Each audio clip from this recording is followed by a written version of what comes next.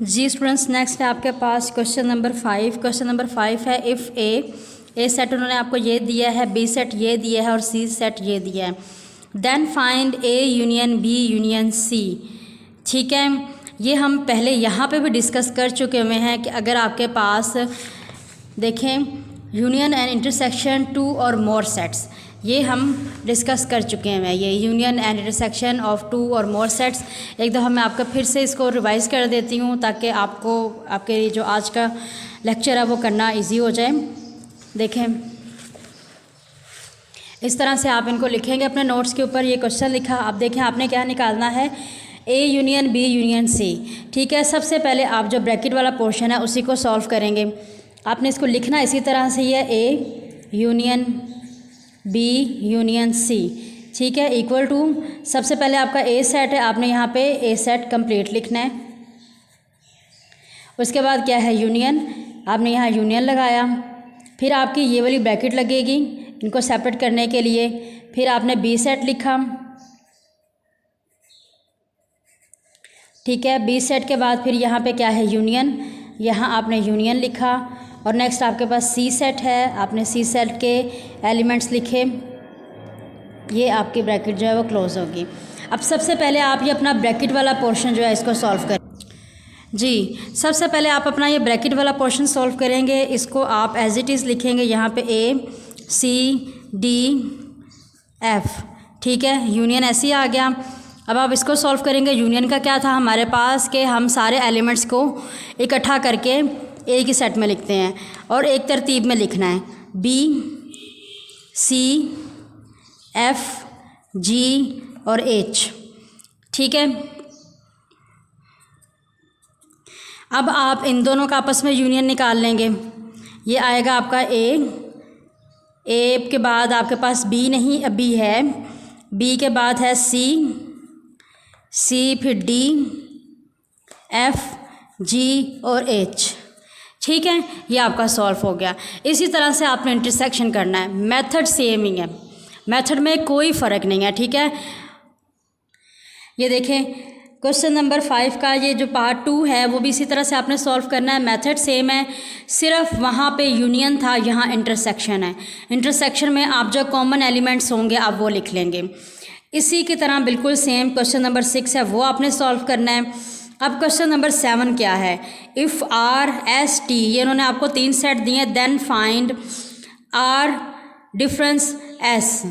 ठीक है, इसके लिए हमें सबसे पहले ये पढ़नी है इसकी definition. Difference of two sets, इनका आपस में डिफरेंस क्या होता है। Consider that A and B are any two sets, then A difference B is the set of all those elements of set A which are not the elements of set B.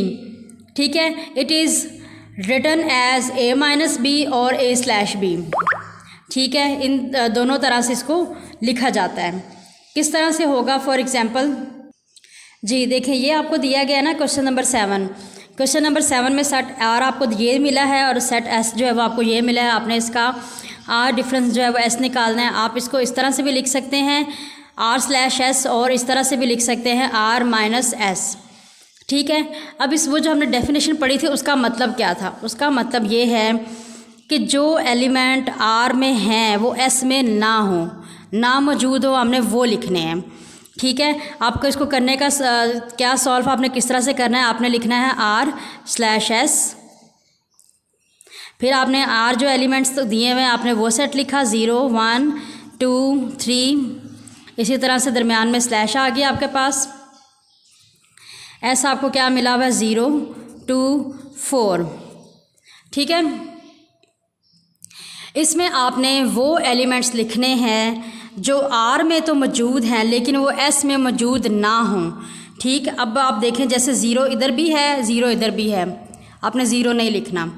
1 इस are set में है ना, तो आपने सिर्फ 1 लिखना है और उसके एलिमेंट्स लिखने हैं जो आपका पहला सेट होगा। ठीक है, यहाँ पे आर स्लैश एस है तो आपने आर के एलिमेंट्स लिखने, एस के नहीं लिखने।